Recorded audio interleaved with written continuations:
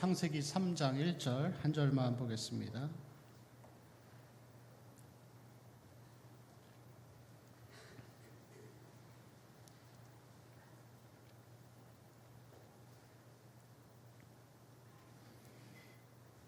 네, 1절 말씀 우리 한번 같이 읽겠습니다. 시작. 그런데 뱀은 여호와 하나님이 지으신 들짐승 중에 가장 간교하니라. 뱀이 여자에게 물어 이르되 하나님이 참으로 너희에게 동산 모든 나무의 열매를 먹지 말라 하시더냐. 아멘. 1, 2절에 나오는 창조의 영광과 기쁨의 그러한 순간들을 뒤로하고 이제 3장 1절에서는 앞부분에서 그런데라는 이 접속사를 통해서 이제 앞으로 전개될 내용들이 앞과는 다르게 우울하고 약간 어두운 내용들이 이제 드러날 것을 우리에게 암시하고 있습니다. 이 성경의 내용은 전체를 구속사적인 입장에서 봤을 때 세 단어로 요약할 수 있습니다. 그것은 창조, 그리고 타락, 구속이죠. 창조, 타락, 구속인데 이 창조의 놀라운 장면들을 하나님께서는 이 성경의 많은 분량 가운데에서 창세기 1장과 2장에서 말씀으로 지으셨다라고 하면서 간단하게 마무리를 하고 계십니다. 그리고 이제 3장부터 전개되어지는 내용들은 계시록 21장 끝까지 타락과 구속이 어떻게 이루어지는가에 대한 내용들을 보여주고 있죠. 그래서 특별히 보면 우리가 보고 있는 3장의 내용 이 안에서는 인간이 어떻게 타락하였고 또 인간이 3장 15절을 통해서 구체적으로 어떤 방식으로 구원을 받을 것이다 라고 하는 타락과 구속의 내용을 서론적으로 이렇게 정리해서 보여주고 있습니다. 그리고 나머지 창세기 4장부터 시작돼서 계시록 전체까지 성경 전체의 말씀은 3장에 대한 장황한 이 구체적인 설명들을 우리에게 보여주는 것이죠. 여러분, 하나님께서 창조, 그 놀라운 세상을 만드시는 데 있어서는 아무런 재료도 필요 없이 말씀으로만 무에서 유를 창조하시는데 단 2장으로 끝내십니다. 그렇지만 인간의 타락과 이 죄에 대한 심각성과 구원에 대한 스토리들은 너무나도 많은 분량들을 할애해서 우리에게 그것들을 설명해 주시는 것을 볼 수가 있습니다.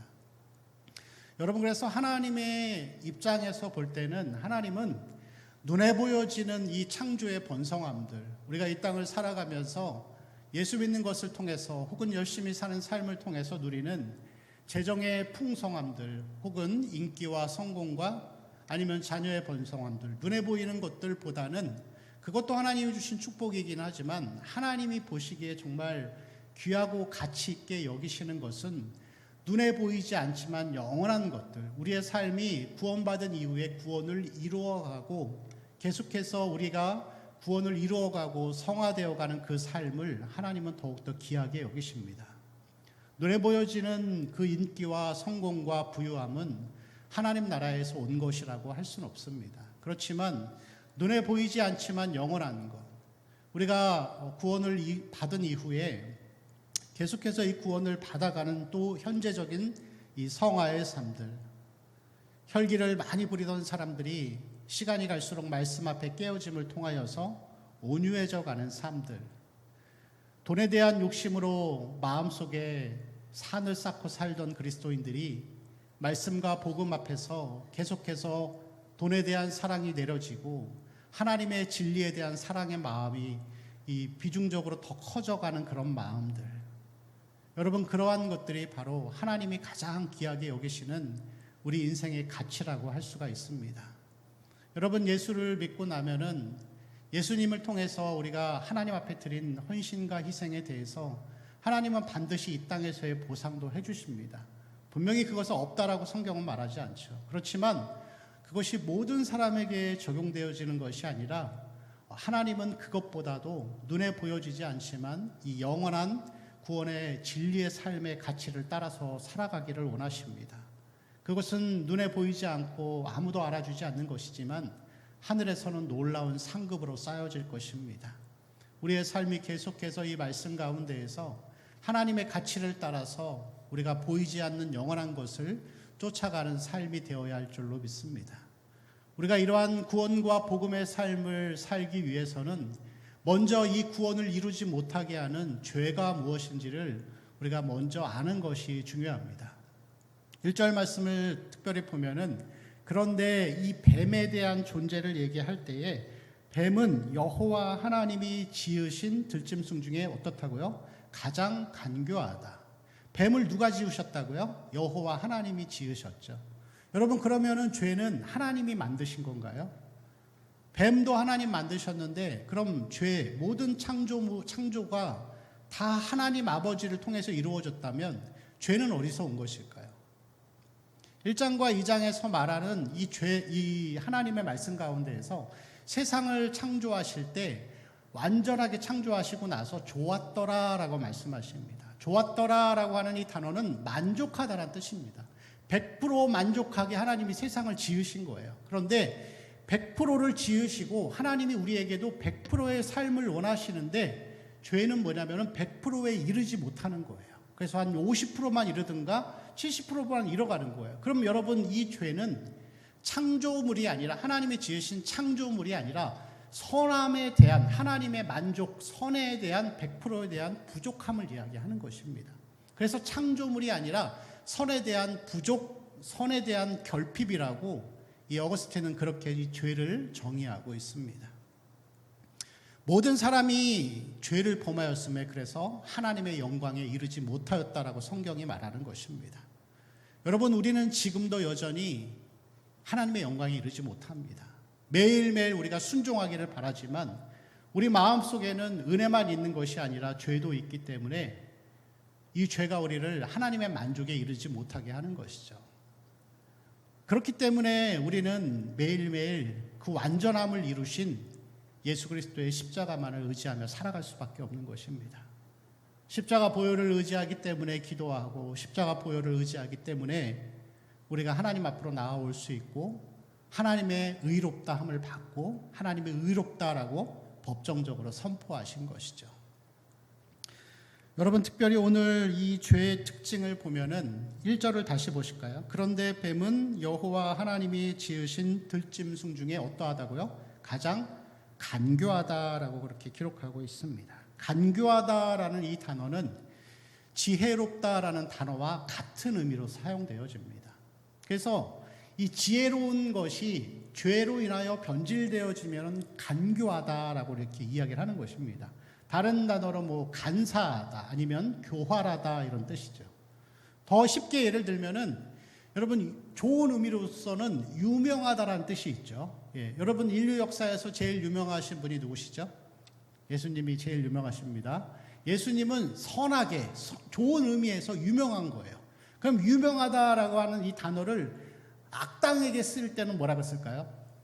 악명높다 이렇게 쓰겠죠. 악명높다. 같은 단어입니다. 같은 의미의 범주 아래 있는 거예요. 그래서 나쁜 일을 행했던 이 독재자들이나 이 히틀러와 같은 사람들은 그런 사람들을 가리켜서 악명높다 이렇게 이야기를 하는 것이죠. 여기서 이 간교하다라는 뜻을 보면은 요한복음 1장 47절 말씀에서 예수님께서 나다나엘을 가리켜서 이렇게 말씀하셨습니다. 요한복음 1장 47절 같이 읽을까요? 예수께서 나다나엘이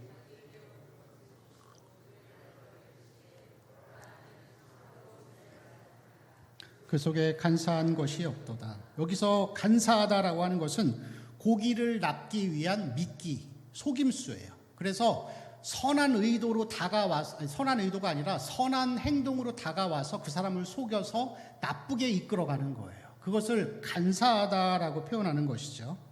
야곱이 이 축복권을 뺏기 위해서 아버지를 속였던 일들, 그게 간사한 것입니다. 그리고 반대로 말하면은 간사함의 반대말은 참이죠. 참 이스라엘 사람이라. 여기서 참이라고 하는 것은 겉과 속이 일치하고 진지함을 가리킵니다. 그래서 시편 32편 2절 말씀에 보면은 이런 말씀이 있죠. 같이 읽을까요? 마음에 간사함이 없고 여호와께 정죄를 당하지 아니하는 자는 복이 있도다. 아멘. 여러분, 이 간교함, 특별히 간교함에 대해서 우리가 경계를 해야 되는 이유는 뭐냐면 그리스도인들은 세상의 지식이 아니라 하늘로부터 하나님이 주신 지혜를 받은 자들입니다. 우리는 하나님의 지혜를 받았어요. 여러분, 하나님을 믿으시죠? 예수님이 행하신 일들을 다 이해하고 믿으시죠? 우리가 믿은 게 아니라 하나님이 지혜를 주신 거예요. 그런데 여러분, 하나님의 지혜를 받은 그리스도인들은 하나님의 지혜를 받았기 때문에 이 지혜로움이 타락해서 죄 가운데 살기 시작하면은 지혜로움이 간사함으로 변하기 시작합니다. 그래서 우리는 그리스도인들은 죄를 알고 죄의 맛을 들이기 시작하면은 죄를 숨기는데 탁월한 전문가가 되어가요. 그게 무서운 거예요. 그래서 항상 우리 마음을 하나님의 은혜로 채우는 게 중요한 것입니다. 하나님의 지혜를 받았는데 이 지혜가 타락하면 간교함이 되어가는 것이죠. 여러분, 다윗을 우리가 보면은 얼마나 지혜로운 사람이었나요? 그는 어렸을 적부터 이 광야에서 양을 치면서 하나님만 의지하는 법을 배웠습니다. 부모에게 인정받지 못하고 형제들에게도 홀려받던 그가 이 사막과 광야에서 혼자 양을 치고 그렇게 목동으로서 살면서 아무런 의지할 곳이 없었기 때문에 하나님과 더불어 사는 삶을 살았습니다. 그가 소년이었을 때 그는 이 블레셋의 장수였던 골리앗을 돌 하나로 물리칩니다. 그가 왕이 되어서도, 아니 그 이전에도 그랬지만 전쟁을 할 때마다 하나님 앞에 항상 물어봅니다. 하나님 어떻게 할까요? 어떻게 할까요? 하면 하나님이 전술 전략까지 다 가르쳐 주시는 거예요. 그럼 100% 승리하는 거죠. 대단한 거죠. 그런데 다윗과 같은 사람은 여러분, 이 단점이 있어요. 외롭고 홀대받고 컸던 사람은 하나님만 의지하게 되는데 그 기질 자체가 어렸을 적부터 외로움에 빠져 있었기 때문에 그 지혜가 잘못되면 외로움에 빠진 사람들은 성적인 범죄에 빠질 가능성이 많습니다. 다윗이 어느 날 그 지붕이를 거닐다가 여인을 보죠. 누구였죠? 우리아의 아내 밧세바였죠. 자기의 충신이었던 우리아의 아내를 범하게 됩니다. 그리고 범하는 것에서 끝나지 않죠. 임신한 사실을 가리기 위해서 자기 충신이었던 남편 우리아를 죽음의 전장에 내몰고 죽게 만듭니다. 그리고 모든 것을 다 아무도 모르게 처리해버리고 아무 일 없다 이렇게 덮고 있죠. 그러나 하나님은 알고 계십니다. 그리스도인이 간교함 가운데 살아가는 것 하나님은 알고 계십니다. 여러분, 그렇지만 우리가 이 다윗을 생각할 때 우리가 다윗을 나쁜 사람, 악인으로 이렇게 표현하나요? 그렇지 않죠. 그는 선한 사람이었고 하나님도 그를 평가하실 때 내 마음에 합한 사람이다 이렇게 말씀하셨습니다. 그 이유가 무엇이죠? 다윗은 물론 죄인입니다. 죄인이기 때문에 연약함에 죄를 지었어요. 그리고 죄를 덮기도 했어요.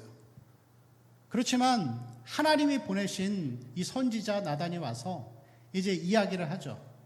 하나의 예를 들어서 뭐 어떤 부자의 이야기, 또 가난한 자의 양을 수탈한 이야기를 얘기하면서 할 때 다윗이 뭐라고 얘기하죠? 자기의 일을 계속 덮기 위해서 이 나단을 정죄하지 않잖아요. 이렇게 할 수도 있었어요. 왕으로서 일개 선지자가 와가지고 왕을 능멸해 하면서 저놈을 잡아 죽여라 할 수도 있었어요. 끝까지 그 일을 가릴 수도 있었어요. 그렇지만 그가 하나님 앞에 합한 사람이라고 평가받을 수 있었던 이유는 무엇이죠? 그 하나님의 말씀 앞에서 자기가 철저하게 회개한 거예요. 여러분, 그리스도인들은 다윗도 그랬다고 한다면 누구든지 다 간교함의 죄 가운데 빠질 수 있습니다. 그런데 여러분, 중요한 건 뭐죠? 죄를 대하는 그 사람의 자세예요. 죄는 지을 수 있어요. 죄를 지어서 죄인이 아니라 우리는 죄인이기 때문에 죄를 짓는 거예요. 그러나 여러분, 우리는 죄 가운데 살지만 우리가 하나님의 은혜와 공유를 얻을 수 있는 이유는 우리의 연약함들을 철저하게 하나님 앞에 내려놓고 십자가를 의지하는 삶을 살아가기 때문에 하나님의 은혜와 공유를 받게 되는 것입니다. 그래서 이 다윗은 시편 51편 말씀 가운데에서 자기가 죄 가운데 출생했다라고 하면서 다시 구원의 기쁨을 회복시켜 주시고 다시 그 은혜를 부어달라고 기도하는 그의 모습을 우리는 볼 수가 있습니다. 우리 성도들의 삶도 늘 하나님 앞에 엎드려서 우리의 연약함을 인정하고 늘 하나님의 은혜로 채워주셔서 죄보다 은혜 가운데 살기를 더 소망하는 그러한 삶이 되시기를 축원합니다. 여러분, 그런데 이 죄의 간교함이 무서운 이유는 뭐냐면은 다윗의 경우는 그냥 좋은 결과를 얻었습니다. 결론적으로는. 그렇지만 이 간교함이 무서운 이유는 죄는 죄를 짓는 사람조차도 속여요. 자기가 죄를 짓고 있는데 그게 죄인지를 모른다는 거예요. 다윗도 그랬어요, 여러분. 나단이 와가지고 이야기를 하죠. 부자가 자기는 재산도 많은데 이 가난한 농부, 이 딸처럼 키우는 양 새끼 한 마리밖에 없는데 그걸 강탈에다가 가져가서 자기 손님들 대접했다. 나쁜 사람 아니냐 했을 때 다윗이 뭐라 그러죠? 그 사람을 잡아 죽여라 그랬어요. 근데 다윗이 여러분 그 얘기를 들으면서도 자기한테 적용이 안 되는 거예요. 적용이 안 돼요. 죄가 사람을 그렇게 속이는 거예요. 간교하기 때문에. 여러분, 구약 시대와 구약의 엘리야 시대를 보면은 엘리야 시대의 이스라엘 백성들이 하나님을 얼마나 사랑하고 하나님을 향한 열심이 얼마나 대단한지를 볼 수가 있습니다. 인도까지 가서 아프리카까지 가서 걸어서 2달을 걸려야 되는 그 시간을 걸어가서 거기에서 하나님 앞에 드릴 여러 가지 향품과 이러한 것들을 가지고 왔어요. 하나님 앞에 드리기에 가지고 오는 거예요. 자기가 가지고 있는 최고의 것을 가지고 와서 드리는 거예요. 아모스 시대를 보면은 하나님이 아모스를 사용하시는데 아모스가 살던 이 시대는 북이스라엘이 굉장한 번성기였습니다. 이 번성기라고 하는 거는 경제적인 풍요함이 굉장히 넘쳤던 그런 시대예요. 뿐만이 아니라 이 교회와 어떤 종교의 번성도 대단해서 각종 예배가 드려지고 있었고 많은 예배 가운데 하나님을 높이는 일들이 있었습니다. 그런데 여러분, 이 북이스라엘에 선지자가 없어서 하나님이 남유다 사람인 이 아모스를 보내십니다. 그리고 신학을 하지도 않은 일개 목동을 보내서 하나님의 말씀을 전하게 하는 것이죠. 여러분, 이스라엘 백성들이 구약에서 우리는 단순하게 우상 숭배 때문에 망했다고 생각하지만 그들의 입장에서 봤을 때는 그들은 우상만 섬긴 게 아니에요. 하나님도 섬겼어요. 하나님도 잘 섬겼고 최선을 다해서 섬겼는데 워낙 이 가나안 땅이 척박하고 농사짓기 어렵다 보니까 현실과 잠깐 타협을 한 거예요. 그러면서 바알도 잠깐 섬기고, 그러나 그들의 마음 가운데서는 하나님이 계셨어요.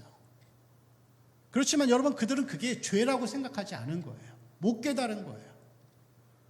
여러분, 누가 알게 되죠? 이것이 죄라고 하는 것을 그 당시 살던 사람들은 극소수의 선지자들과 하나님의 백성들 빼고는 다 몰랐어요. 언제 알았죠? 나라가 멸망하고 수백 년이 지난 후에 후손들을 통해서 후손들이 봤을 때 그게 죄였구나 그렇게 생각한 것입니다. 이 죄의 간과함은 그렇게 무서운 것입니다. 그때 가서야 우리가 하나님을 버렸다는 의미가 하나님도 섬기고 현실과 타협하는 게 하나님을 버린 거구나라는 의미를 알았던 것이죠. 제가 어렸을 적에는 이 시골에서 살았었는데 이 동네 할아버지들이 이 조그만 이 아가들이 한 대여섯 살짜리 애들이 걸어다니면은 너무 귀엽잖아요. 그래서 일로 와봐 해가지고 남자애들 꼬치 좀 보자 그러는 거예요. 그럼 아이들이 너무 싫어해요. 여자아이들이 지나다니면은 너무 이쁘니까 엉덩이 톡톡해지면서 아이고 이쁘다 해주는 거예요. 여러분, 그게 지금 그렇게 하면 어떻게 되죠? 성추행입니다. 감옥 갑니다. 그땐 몰랐어요. 시간이 지나고 인권이 발달하고 여러 가지 사회가 발전하면서 의식이 깨어지면서 죄로 느껴지지 않던 것들이 시간이 가면서 죄로 인식되어지는 거예요. 여러분, 그리스도인들은 양심에 화인 맞은 자가 아니라, 그래서 칼빈이 말한 것처럼 우리의 양심에 계속해서 훈련되어져야 합니다. 우리가 죄로 느끼지 않던 것들이 시간이 가면서 심각한 죄로 여겨지고 그것을 수정하며 살아가는 것이 그리스도인의 삶이라고 할 수가 있습니다. 예전에 한번 이 서울의 다른 지역에서 이 사역을 했던 적이 있었습니다. 근데 그 지역은 이 동네가 굉장히 좀 빈민가였고 이 깨어진 가정들이 많이 살던 그런 동네였습니다. 이 교회 사역을 시작하는데 이 교회의 어떤 성도들의 자녀들 가운데에서는 이 어린 청소년인데 이 편의점을 털다가 걸린 거예요. 그래서 나이가 어리니까 이제 훈방 조치를 했는데 또 그러다가 또 걸린 거예요. 그래서 결국에는 보호감찰식으로 해서 소년원에 간 적이 있습니다. 또 어떤 친구는 고등학생인데 도박에 빠진 거예요. 그래서 이 도박빚이 막 1,000만 원, 2,000만 원, 권사님의 이 손주인데 또 그렇게 살아가는 것을 볼 수가 있습니다. 열악한 가정 환경이 만든 그러한 어떤 안 좋은 죄의 결과물을 드리겠죠. 열악한 가정 환경이라고 한다면은 그 아이들만큼이나 저도 굉장히 열악한 가정 환경에서 자랐습니다. 뭐 다 말씀드리기는 참 부끄럽지만 열악한 가정 환경에서 저도 그렇게 살았었습니다. 그렇지만 저는 그 아이들처럼 남의 것을 훔치거나 혹은 도박에 빠진 적은 없었습니다. 제가 하나님을 만나고 인격적으로 하나님을 만난 이후에는 정말 하나님 앞에 부끄럽지 않은 사람이 되기 위해서 최선을 다해서 살았습니다. 신학을 공부할 때에도 그랬고 한 시간 허투루 써본 적이 없었습니다. 나 자신을 다그치기 위해서 게을러지지 않기 위해서 걸음도 빨리 걸어 다녔고 계단도 2개씩 올라갔습니다. 열심히 살았죠. 저는 그들처럼 그렇게 도박에 빠져 있지 않았고 내가 최선을 다해서 하나님 앞에 살았습니다. 그리고 이렇게 최선을 다해 살았더니 하나님이 저에게 많은 복을 주셨습니다. 누가 더 큰 죄인이죠, 여러분? 성경에 많이 나오는 얘기죠. 제가 지금 한 얘기들은 약간은 사실이고 다 각색한 얘기인데 바리새인과 세리의 모습이죠. 제가 그랬다는 게 아닙니다. 저는 계단 1개씩 올라갑니다. 힘들어서. 그게 뭐가 중요해요? 여러분 그렇게 똑같은 환경에 살았어도 자기가 그렇게 살면서 도박에 빠지고 어떠한 절도죄에 빠진 사람들은 최소한 그게 죄인 줄은 알아요. 세리처럼. 그럼 여러분 바리새인은 어떻죠? 바리새인이 여러분 지금 이 한국교회 안에 있다고 생각해 보세요. 그 사람을 여러분 죄인으로 보실 수 있겠어요? 소득의 11조 철저히 하고 토색도 안 하고 불의함도 없고 예배 철저히 다 드리고 기도 잘하고 성경 빠삭하게 알고 내가 하면서 최선을 다해 자기의 만족을 두며 사는 사람을 보면서 여러분 존경하지 않겠어요? 그 당시에도 예수님 시대에도 바리새인들은 비판을 받던 사람들이 아니에요. 누가 비판을 받았죠? 세리와 창녀 같은 사람들. 불의하고 토색하고 몸 파는 그런 도덕적인 범죄에 빠져 살던 사람들이 비판을 받았죠. 바리새인은 인정받고 존경받던 사람이었습니다. 그렇지만 여러분 하나님 앞에서 바리새인들은 자기들이 죄의 이 간교함에 빠져서 뭐가 죄인지를 모르고 분간을 못하고 살았던 거예요. 그리고 우리는 성경을 통해서 그걸 본 거예요. 그리고 지금도 여전히 유대인들은 그게 잘못이라고 생각하지 않습니다. 최선을 다해서 주의를 지키고 1.8km 이상은 걸어가지 않고 전등의 스위치도 켜지 않고 요리도 하지 않으면서 주의를 철저히 구분하는 게 하나님을 사랑한다라고 생각하는 거예요. 우리는 그것이 잘못됐다고 얘기하잖아요. 여러분 그리스도인들은 영적으로 만족하며 살아갈 수 없습니다. 내가 이만큼 하나님 앞에 예배드리고 이만큼 기도하고 이만큼 헌신했는데 잘하고 있어. 그게 바리새인이에요. 그게 여러분 절도와 도박보다 더 나쁜 죄입니다.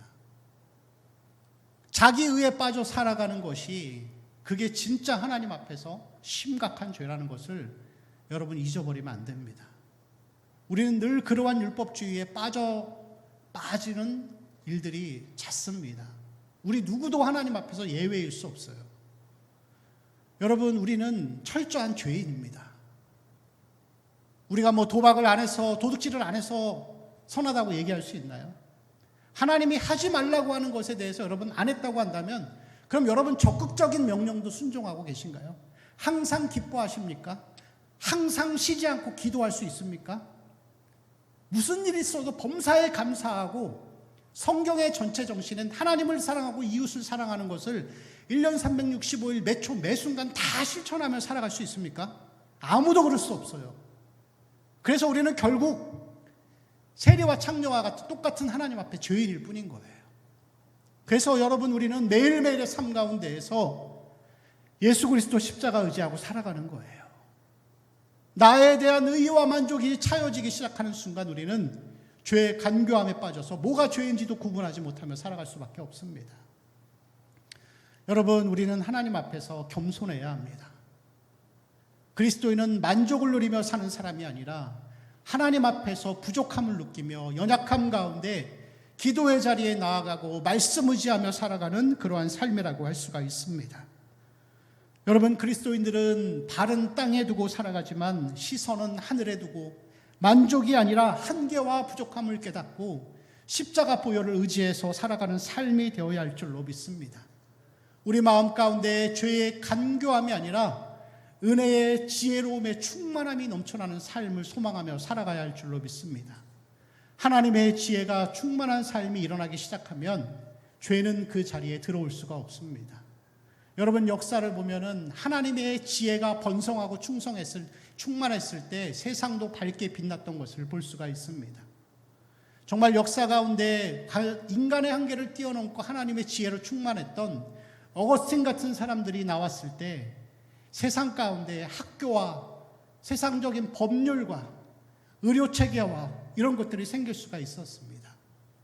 영국에서 부흥의 역사가 나타났을 때 노동조합이라는 것이 생겨났습니다. 지금 우리가 말하는 노조.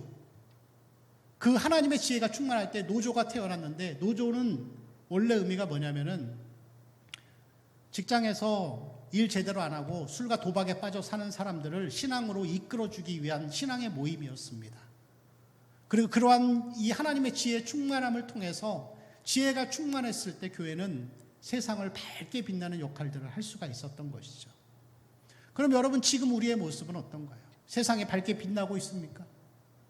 사회적인 시스템과 정의들이 바르게 세워져 가고 있습니까? 아니라고 할 수는 없겠지만 하나님의 지혜가 충만했던 그 시대보다는 많이 부족한 것이 사실입니다. 여러분, 마음속에 죄의 간교함이 우리를 속이지 못하도록 하나님의 지혜로 충만하길 위해 기도해야 할 줄로 믿습니다. 은혜의 충만함을 위해서 기도하십시오. 성령의 충만함을 위해서 기도하십시오. 우리의 기도 제목은 그것이 가장 먼저가 되어야 할 줄로 믿습니다. 그러한 은혜들이 우리 모든 성도들의 삶 가운데 충만하게 채워지시기를 축원합니다. 우리 한번 같이 기도하겠습니다. 기도할 때 우리 하나님 주신 말씀을 기억하면서 죄의 간교함들이 우리의 마음을 속이고 죄가 죄도 모른 채 살지 않도록 하나님 우리를 영적으로 분별케 하시고 하나님의 지혜와 은혜로 충만하게 하여 주옵소서. 우리 교회가 그런 교회가 되게 하여 주옵소서. 그 충만함이 임할 때 하나님의 은혜가 흘러 넘쳐서 지역사회와 세상으로 흘러갈 줄로 믿습니다. 그러한 우리 가정이 될 수 있도록 우리 그러한 기도 제목을 놓고서 또 교회를 위해서 우리 환우들을 위해서도 주여 한번 외치고 통성으로 기도하겠습니다. 주여